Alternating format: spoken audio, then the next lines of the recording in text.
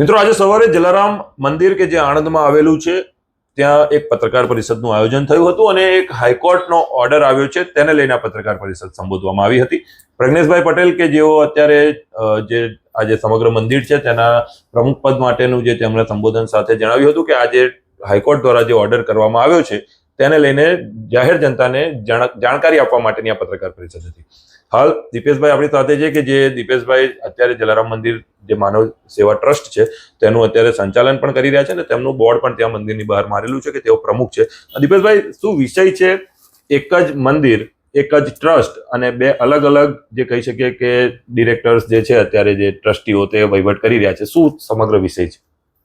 જલારામ માનવ સેવા ટ્રસ્ટ, જેનો registration number E1914 Anand, જે બોમ્બે પબ્લિક એક્ટ હેઠળ નોંધાયેલું ટ્રસ્ટ કહેવાય. આ ટ્રસ્ટ એક જ હોય, એના અંદર PTR ઉપર નોંધાયેલા ટ્રસ્ટી હોય એ જ વહીવટદાર બની શકે છે. બરોબર છે. અમારા ટ્રસ્ટમાં અંદાજે 2018માં પ્રજ્ઞેશભાઈ દ્વારા જે ખોટી રીતે રસીદો વટાવેલ હતી અને અન્ય હિસાબોની આવક જે અમોને બતાવતા ન હતા, અમોએ તેમની સાથે હિસાબ માંગતા અને આ રસીદો વટાવવા બાબતનું કારણ પૂછતા આજ દિન સુધી તેઓ અમને આ વિશે કંઈ પણ ખુલાસો આપતા નથી. અમોએ આણંદ ચેરિટી કચેરી, બરોડા ચેરિટી કચેરીમાં દરેક જગ્યાએ એમના જે હુકમો હોય એમને પડકારેલા છે અને તે હુકમો આગળ હાઈકોર્ટ સુધી પણ પડકારેલા છે. આ જે રસીદો વટાયેલી હતી એનો આણંદ કોર્ટમાં પણ કેસ મૂકેલો છે. મેં ટ્રસ્ટના નાણાં માટે હું અંગત સંબંધો મૂકી અને લડાઈ લડી રહ્યો છું. કયા પ્રકારના અંગત સંબંધો, એટલે કઈ રીતના સંબંધ અંગત છે? અંગત સંબંધો માટે હું તમારી સાથે એવી ચર્ચા કરીશ કે સંયુક્ત ચેરિટી કમિશનર સાહેબની કચેરીમાં શ્રી વ્યાસ સાહેબ જજ તરીકે હતા. વ્યાસ સાહેબે અમોને બંનેને ઊભા કર્યા અને અમોને બંનેને પૂછ્યું કે મારી જાણકારીમાં છે કે તમે બંને સંબંધી છો, તમે બંને શું સંબંધ થાય છે? એટલે પ્રજ્ઞેશભાઈ મોટા એટલે સાહેબે એમને પહેલા જવાબ આપવા જણાવ્યું કે ભાઈ પહેલા તમે જવાબ આપો. પ્રજ્ઞેશભાઈ એવો જવાબ આપ્યો કે સાહેબ, અમે મામા ફોઈના દીકરા થતા હતા. આની ઉપર વ્યાસ સાહેબે તેમની ચેર ઉપર જ બેઠા બેઠા પ્રજ્ઞેશભાઈને અને એમના કાકા પણ હાજર હતા, તેમની હાજરીમાં જજ સાહેબે એવું જણાવ્યું કે પ્રજ્ઞેશભાઈ, આ તમારું અભિમાન બતાવે છે. સંબંધ કોઈ દિવસ મરી જતા નથી, સંબંધને તમે મારી નાખ્યો છે. આ નાની સરખી વાતમાં તમે જે અહમ રાખો છો એ બહુ ખોટી વસ્તુ છે અને આ તમારું અભિમાન આ તમારા શબ્દો ઉપરથી કે મામા ફોઈના થતા હતા, સંબંધ નહીં મરી જાય, તમે બધા મરી જશો, હું મરી જઈશ, એટલે જે વસ્તુ તમે આજે બોલ્યા છો એ બહુ ખૂબ જ ખોટી છે. આજની તારીખે હું આટલો મોટો માણસ છું છતાં પણ મારા ફાધર આગળ મારું કશું પણ થતું નથી. એટલે વડીલ એ વડીલ છે, એમના મમ્મી તમારા ફોઈ છે તો તમારે એમનું સાંભળવું પડે અને હું એમને પણ કહું છું કે ભાઈ એમના પપ્પા તમારા મામા થાય છે તો તમારે એમનું પણ સાંભળવું પડે. આ મારો એક સંબંધ હતો પણ એમણે કોર્ટમાં સ્વીકારી દીધું કે અમે મામા ફોઈના દીકરા થતા હતા. એટલે પછી આ અંગત લડાઈ સંબંધો મૂકી અને હું ટ્રસ્ટના નાણાં બચાવવા માટે આ કોર્ટે ચડેલો છું. જેમ મહાભારતમાં કૃષ્ણ ભગવાન અર્જુનને જેમ જણાવે છે કે તું સાચો છું અને તારે સામે ઘરના છે એ નથી જોવાનું પણ ધર્મ માટે યુદ્ધ કર, અને જેમ અર્જુન કૃષ્ણ ભગવાનની વાત સાંભળીને ધર્મ માટે લડાઈ લડે છે અને છેલ્લે જીતે છે, એમ હું પણ ધર્મ માટે લડાવું છું. જે ટ્રસ્ટના રૂપિયા માટે મેં મારા અંગત સંબંધો મૂકી દીધા એ મારા રૂપિયા નહોતા, હું મંદિરના રૂપિયા હતા અને દાતાશ્રીઓએ પોતાનો પરસેવો પાડી અને મંદિરને દાન કરેલું. એ દાનની રકમ અમારા વડીલોએ, પાછળના જે ટ્રસ્ટીઓ હતા તેમણે બેંકમાં મૂકેલી. એ બેંકમાંથી તેઓએ ખોટી રીતે છેતરપિંડી આચરીને આ રસીદો વટાવેલી, એનું આ અત્યારે આ બધું કારણ બની રહ્યું છે.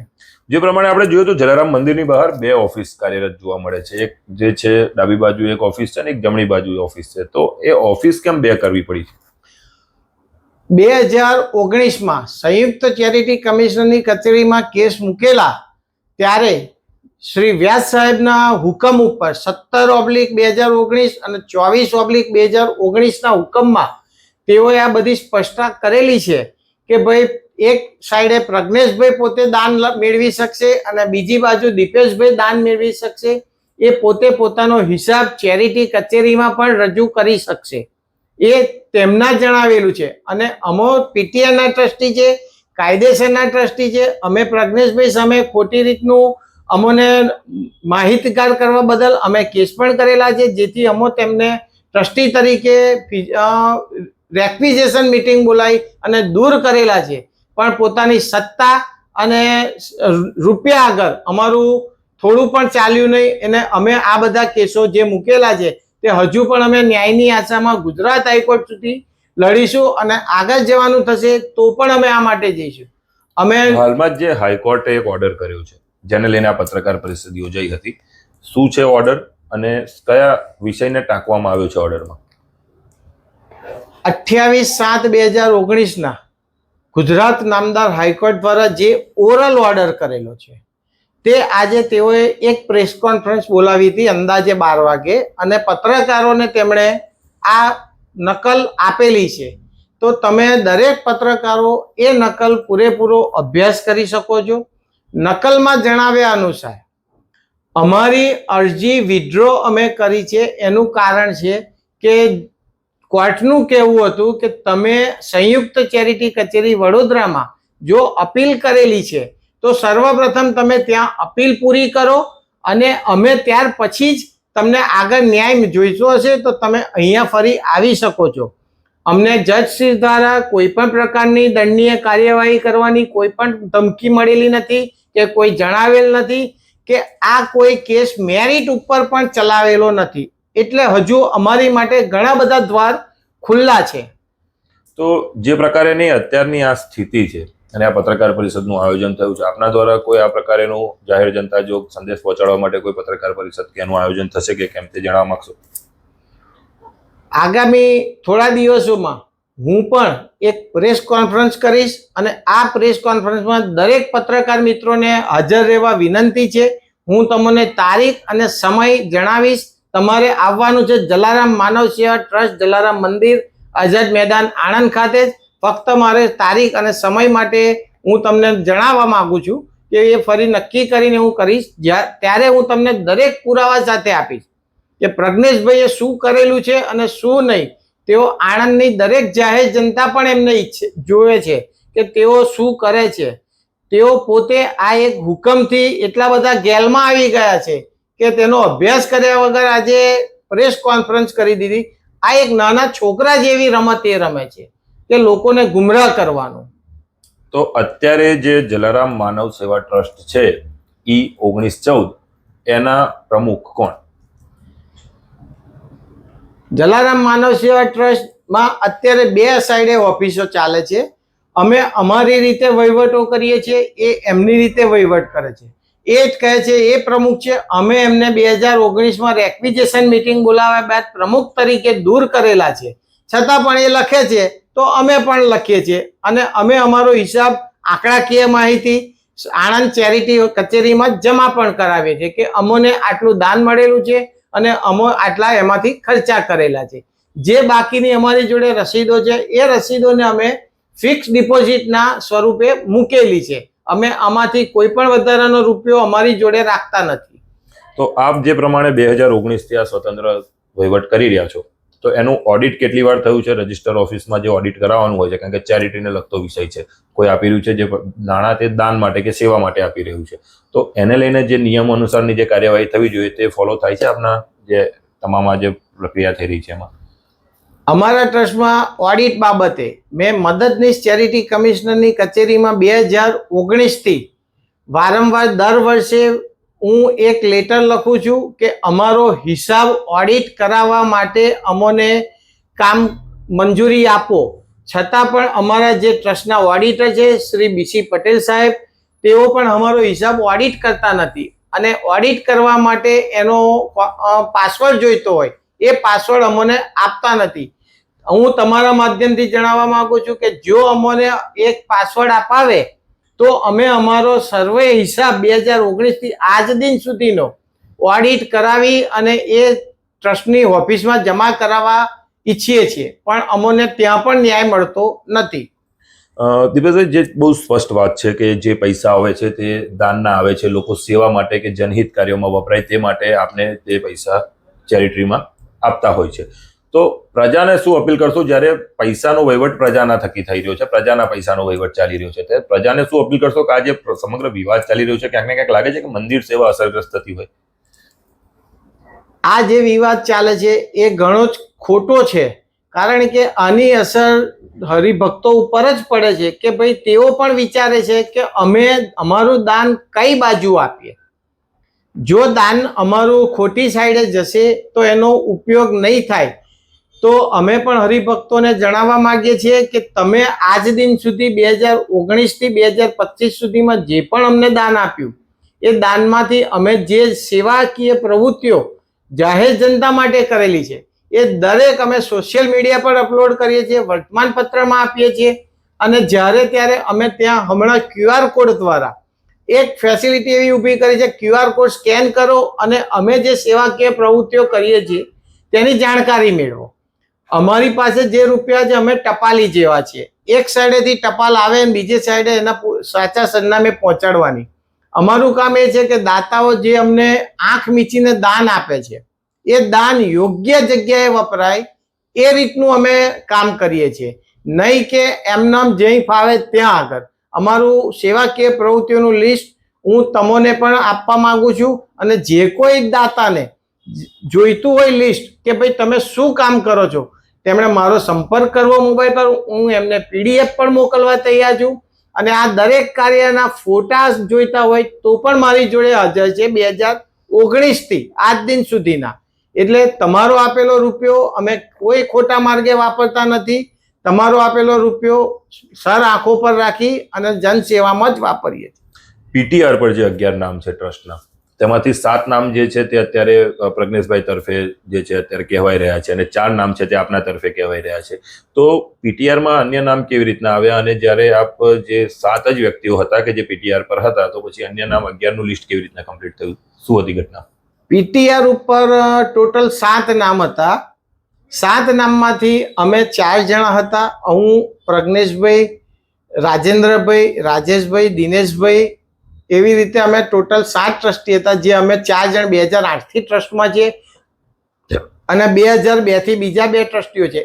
એક જે સ્થાપક મહેન્દ્રભાઈ રણછોડભાઈ પટેલ એ વર્ષોથી વિદેશ સ્થાયી થયેલા છે. એટલે ટોટલ 7 ટ્રસ્ટીઓમાંથી અમે 6 જ અહીં હાજર હતા અને અમે વહીવટ કરતા હતા.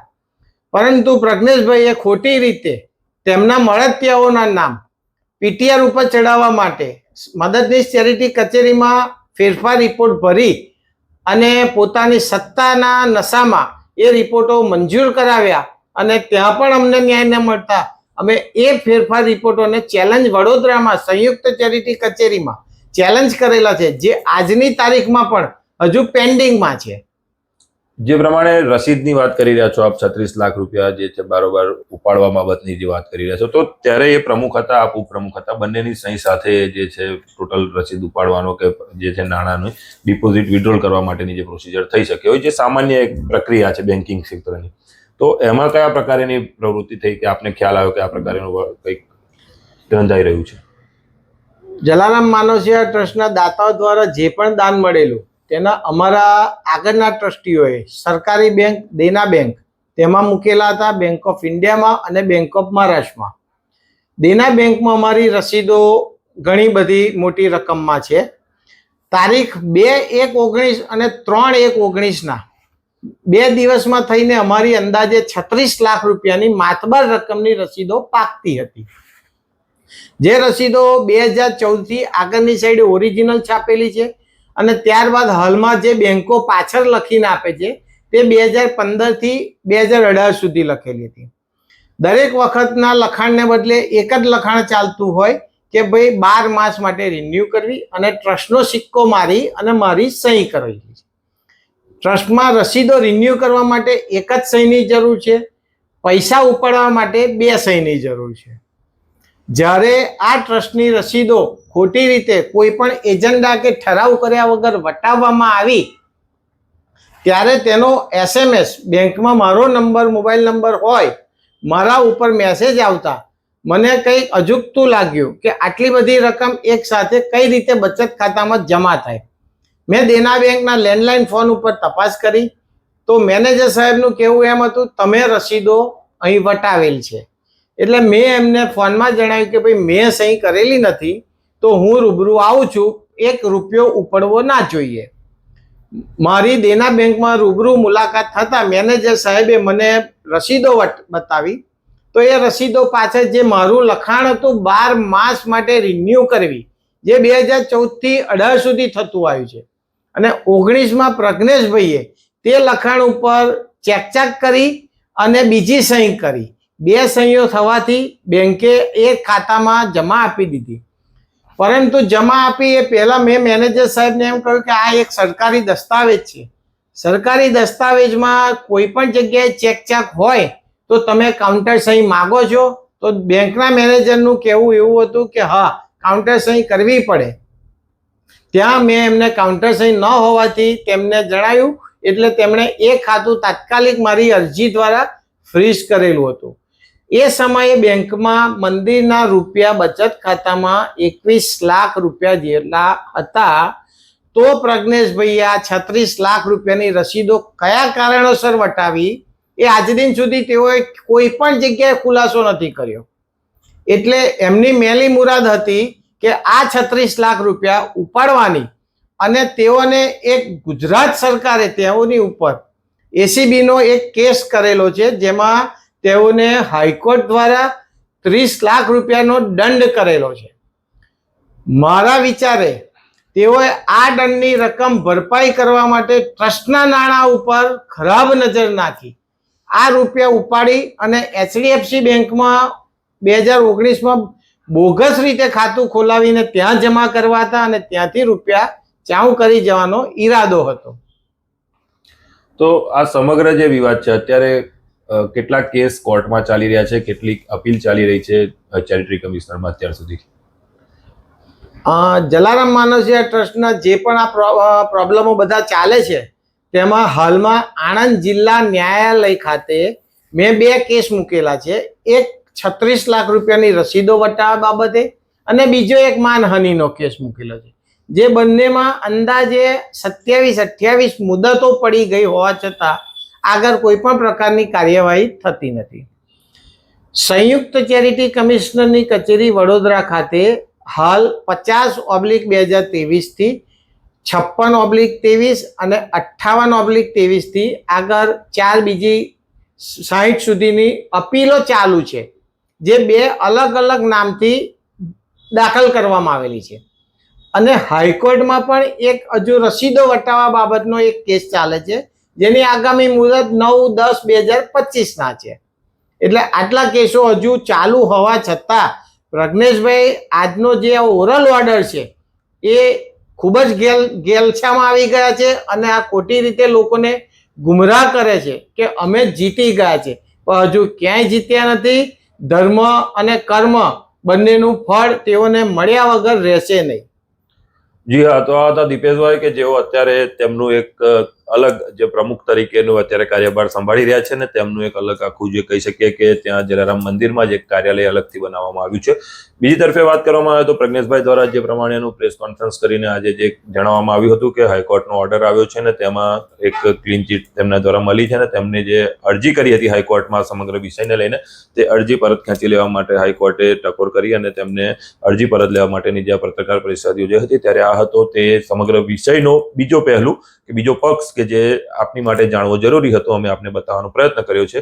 હવે જોવું રહ્યું કે આ સમગ્ર વિષયનો અંત ક્યારે આવે છે, આ વિવાદનો અંત ક્યારે આવે છે, ક્યારે કોર્ટ આમાં જજમેન્ટ આપે છે અને ચેરિટરી કમિશનરમાંથી કયા પ્રકારના આમાં જે છે ચુકાદા આપવામાં આવે છે તેની ઉપર હવે નજર રહેશે. પરંતુ હાલ જે વિવાદને લઈને પત્રકાર પરિષદ યોજાઈ છે તેની આ બીજા પક્ષની જે સ્પષ્ટતા છે તે અમે આપને બતાવી રહ્યા છીએ. નમસ્કાર.